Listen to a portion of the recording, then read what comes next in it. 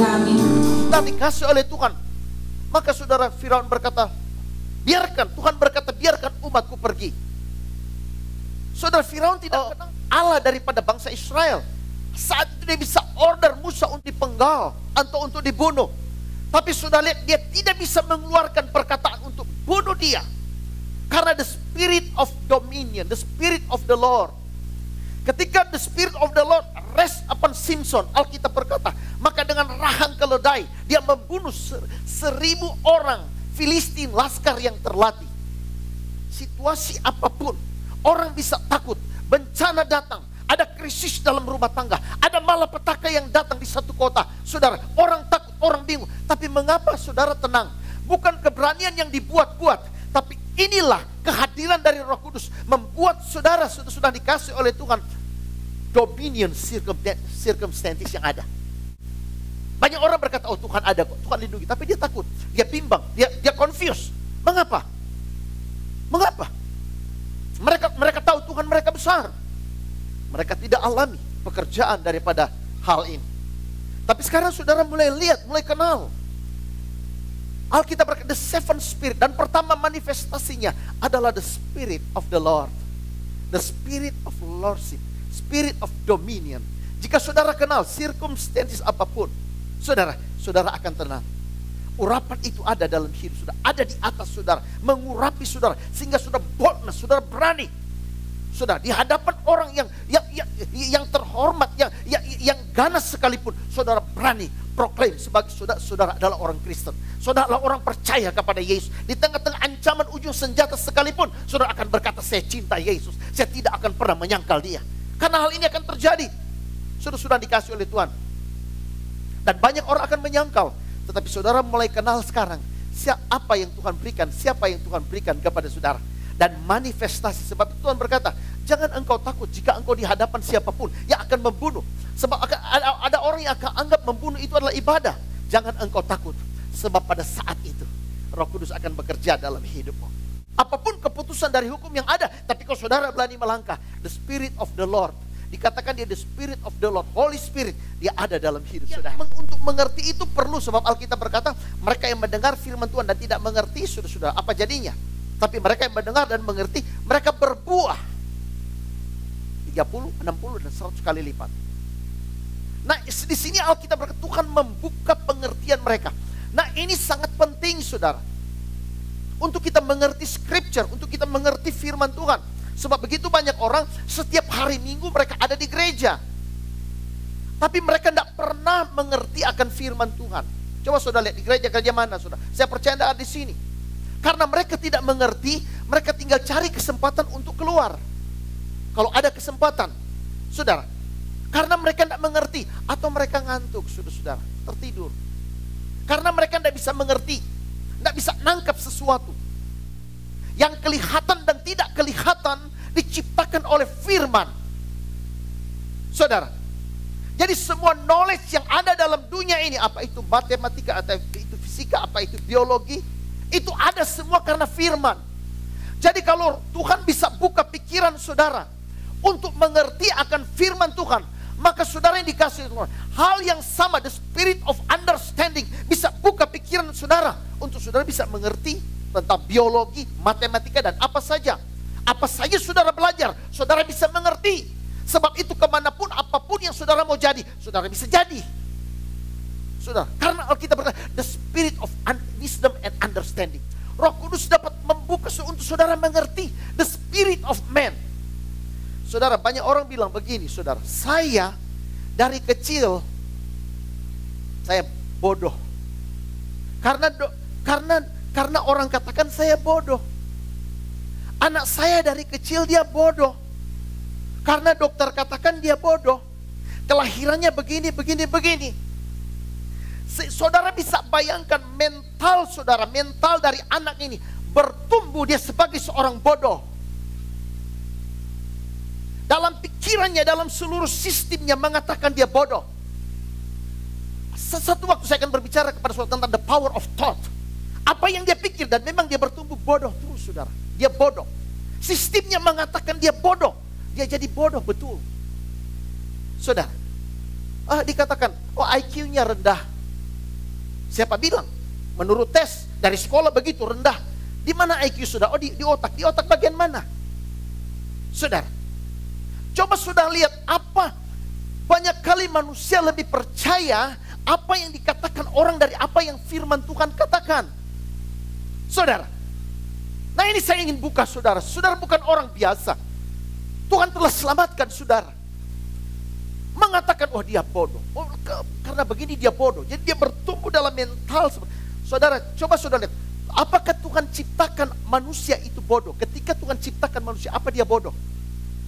Apa Tuhan ciptakan manusia untuk dia gagal? Untuk failure? Untuk kegagalan? Apa Tuhan ciptakan untuk dia bodoh?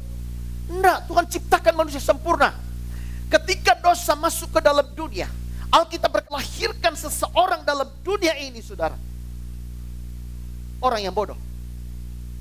Coba saudara bisa logika saudara. Karena Alkitab berkata kita born again. Kita dilahirkan oleh kematian dan kebangkitan Tuhan. Tuhan Yesus peroleh kita dari kebodohan, dari kegagalan, dari kehancuran. Dia peroleh kita, dia lahirkan kita.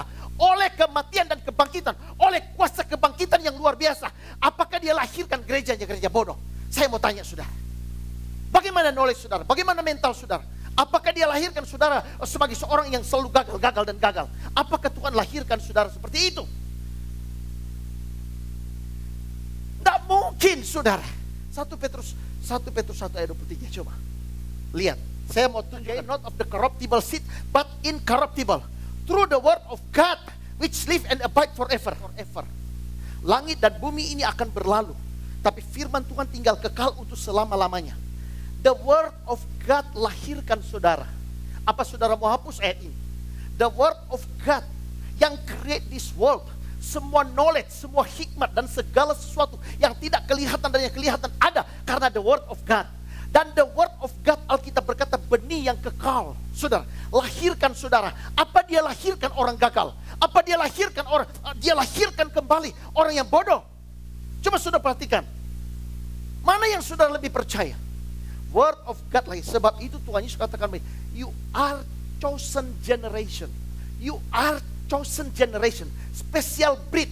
Keturunan yang khusus. Saudara, yang Tuhan sudah lahirkan dalam dunia ini. Satu keturunan yang khusus saudara. Yang dikatakan spesial. Satu keturunan yang spesial. Yang Tuhan sudah lahirkan dalam dunia ini. Oleh kematian dan kebangkitannya. Apakah Tuhan lahirkan orang-orang bodoh? Alkitab tidak pernah katakan kamu IQ rendah. Alkitab tidak pernah katakan kamu bodoh. Tidak pernah. Yang Alkitab katakan orang bodoh, yaitu mereka yang ignoran terhadap firman Tuhan. Mereka yang ignoran terhadap pekerjaan Roh Kudus. Itu orang bodoh. Karena Alkitab berkata bahwa umatku binasa because lack of knowledge. Dan Alkitab berkata, saudara, ada 5 anak darah yang bodoh, ada 5 anak darah yang pintar. Dan Alkitab berkata, orang bodoh membangun rumah di atas pasir. Yang ignoran terhadap firman Tuhan. Itu orang bodoh yang Alkitab katakan. Nah kalau saudara berkata, orang katakan saudara bodoh, walaupun dia orang pintar dalam dunia, tolak. Karena saudara bukan orang bodoh lagi. Itu yang membuat saudara dalam perhambaan dan seluruh sistem saudara katakan sudah orang bodoh. Sudah dikasih oleh Tuhan. Tapi saudara lihat firman Tuhan. Saudara chosen generation. Tuhan Yesus bilang begini saudara. Tuhan Yesus bilang begini. Segala kuasa telah diberikan kepadaku di sorga dan di bumi. Sebab itu pergilah kamu. Jadikanlah semua bangsa muridku dan ajarlah mereka.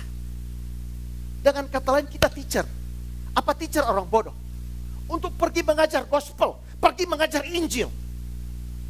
Saudara, apa kita orang bodoh? Pergilah kamu, jadikan semua bangsa murid, ajarlah mereka. Tidak mungkin kalau kita orang bodoh Tuhan suruh pergi mengajar. Mengajar adalah Injil. Alkitab berkata segala sesuatu created by the word of God. Saudara, jadi semua pengetahuan yang ada dalam dunia ini sudah created by the word of God. Kalau Tuhan suruh pergi mengajar kita gospel, maka saudara yang dikasih oleh yang lain itu, jika kita pelajari kita bisa katakan saya punya wisdom, dan wisdom saya dari Tuhan. Ada wisdom of this world, ada wisdom of man, tapi ada wisdom of God. Kalau itu Tuhan berikan kepada Soleman, maka Yesus mati buat saudara, Tuhan Yesus mati buat saudara, dan Tuhan mau berikan dalam hidup, berjalan dalam hal ini. Di dalam rumah tangga kita, dalam sekolah kita, dalam pergaulan kita, berjalan apa yang firman Tuhan katakan. The spirit of wisdom. Di tengah-tengah masalahmu saudara mulai menyanyi. Praise the Lord. His mercy endureth forever. Praise the Lord, His mercy endureth forever. Itu activate the power of God. activate the angels of God. Ketika mereka menyanyi, angel of God turun, tidak mau tinggal diam. Di tengah-tengah masalah dia hanya menyanyi. Di tengah-tengah kesulitan dia hanya menyanyi. Di tengah-tengah sakit penyakit dia hanya memuji Tuhan. Saudara-saudara dikasih oleh Tuhan, ini kuncinya. Jangan komplain, jangan bersungut, jangan mulai persalahkan A dan B. Coba saudara mulai menyanyi, saudara mulai memuji Tuhan, saudara mulai menyembah Tuhan dalam hidup saudara.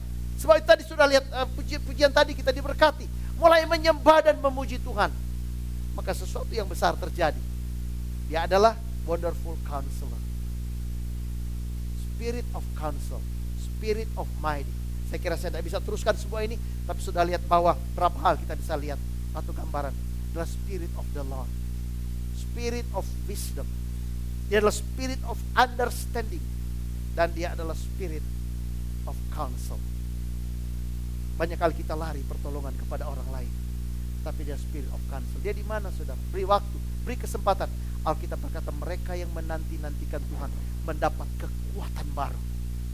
Nantikan Tuhan, mendapat kekuatan baru. Itulah yang Tuhan berikan. Dia ada bersama dengan kita. Tuhan memberkati kita. Mari kita datang kepada Tuhan. Here we go!